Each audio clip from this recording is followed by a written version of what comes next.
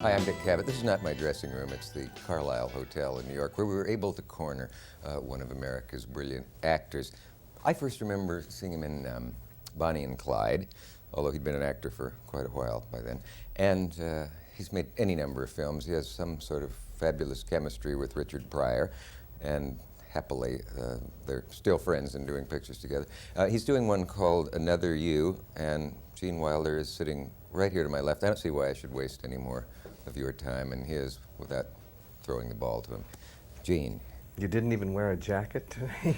Well, the fact is I did wear a jacket, but you threw me by being so casual. I thought I would look like a stiff. Well, they should know that it's 90 some odd degrees outside. That's right, it's 90 outside, and we go out there to cool off because of the lights. And we had to turn off the air conditioning. That's right. So there's no excuse for us not being brilliant since we're perfectly comfortable here. I was telling you earlier, I once did a show with Jack Benny where I sweated so that at the end of it I weighed several pounds less, and he didn't perspire. I don't understand how I have a feeling you don't either. No, I don't. How do you do this? Because of blood pressure, I think. I have very, very low blood pressure. So you get lots of complaints, but you live to 103. It's true. The doctor told that to me. Oh, did the doctor say, I envy you that blood pressure? Well, they say you're going to complain about everything all your life, but you're going to live to 103, and someone else is going to feel great and die at 44. Yeah. Hypochondriacs tend to live longer than others. I don't know what that's all about. Anyway, I guess it dates me to say that I first saw you in Bonnie and Clyde, where you were in a scene with a lady I had been in love with from an unimaginable distance. Who? Evans. And it was you and she in the back of the car when Bonnie and Clyde, wasn't it? Or am I full? Oh, no, you're right. That was my first picture. Yeah.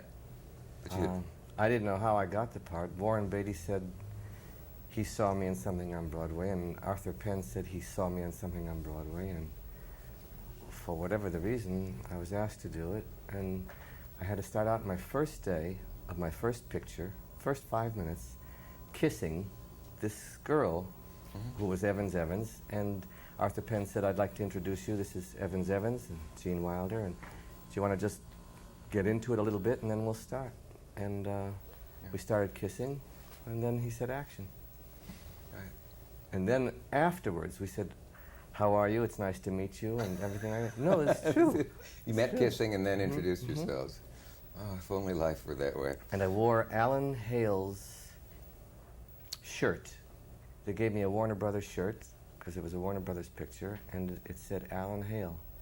And you never dreamed as a kid watching him in Sea movies and Robin Hood movies and things that you'd wear his shirt? Or did you? Maybe, I don't know your dreams. No, I dreamed that I would wear Errol Flynn's shirt. Yeah, we all did. Now it's Kevin Costner's shirt I want to wear. Evans is now Mrs. John Frankenheimer. Yes. She was then, and probably was then, too. Yeah. Has anybody tried to work out the alleged chemistry between you and Richard Pryor on screen? He asked me once when we were finished with See No Evil, Hear No Evil, why us? Why us? Yeah. Why us? What is this thing? And I opened my mouth to try and answer, and he said, maybe it's better if we don't figure it out. So, but I've thought about it a few times. You want me to talk about it? Yeah. Well, I think... Now, I'm not making a joke. Okay. I want it to be funny. You're labeling this not a joke. But I'm not making a joke. Okay. I think it's sexual. I do. I think it's... I see that as a joke, so you're going to have to clarify a little. Well, I think that when you meet someone, a guy meets a girl, and you get a little excited, and something's happening between you, and you don't want to muck it up by saying the wrong thing and acting silly, and you got a date on Friday night, and you see her walking down the street on Thursday, and you avoid her. It's very much like that with Richard and me. We don't see each other. Now we do a little bit, after all the times, all the troubles, all the things we've been through.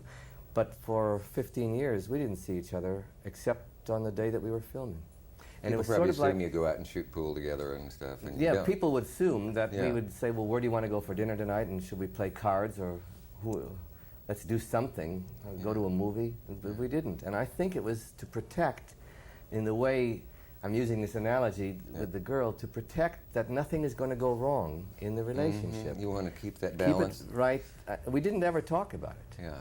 And if you say, well, what makes it work? What chemistry makes it work? It's like, I think we're both very shy. People don't know that Richard's shy, but we're both, that's, you know, anytime you meet a shy person, it's just a mask for their aggression. And we're both very aggressive. But in our case, it comes out on screen.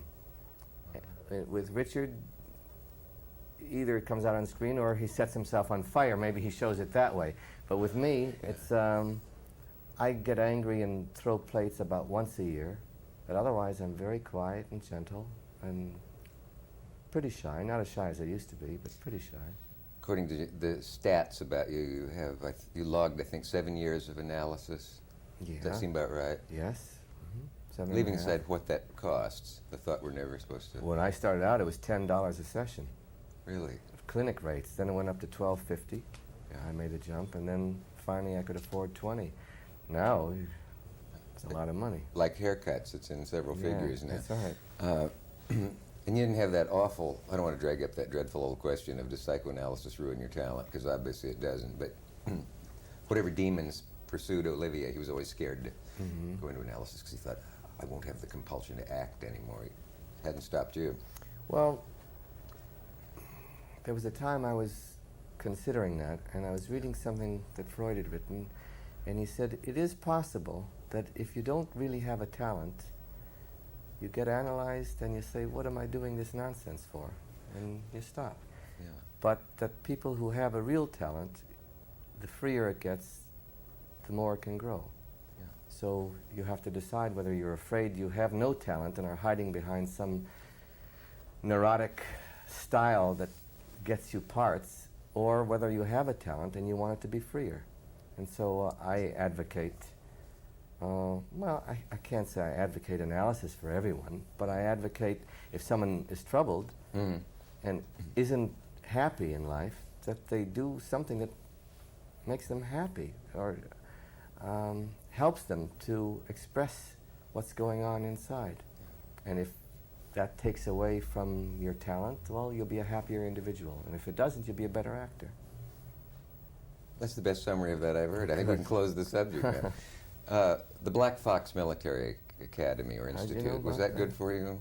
Oh, it was wonderful to have. I ask every guest that, just hoping I'll find someone who's been to the Black Fox. Do they all talk about the shoe polish rubbed in their pubic hairs? No, well, one of them did. Yeah. Yeah. No, it was just at the end of anti-Semitism. I didn't know it was over. Well, yeah, you're right. I mean, at the end of the Second World War, when it was rampant and kids would dance around Jewish boy. I was the only Jewish boy in the military academy.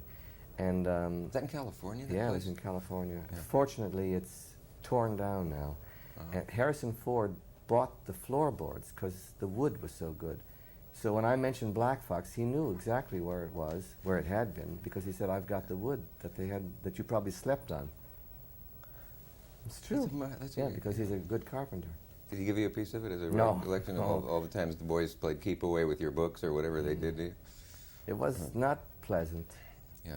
I don't know why. My mother was ill, and I think she thought that I would learn to play bridge and dance and play the piano and grow up and become Tyrone Power in the Diplomatic Courier. And we'll things find like out that. if you did right after this.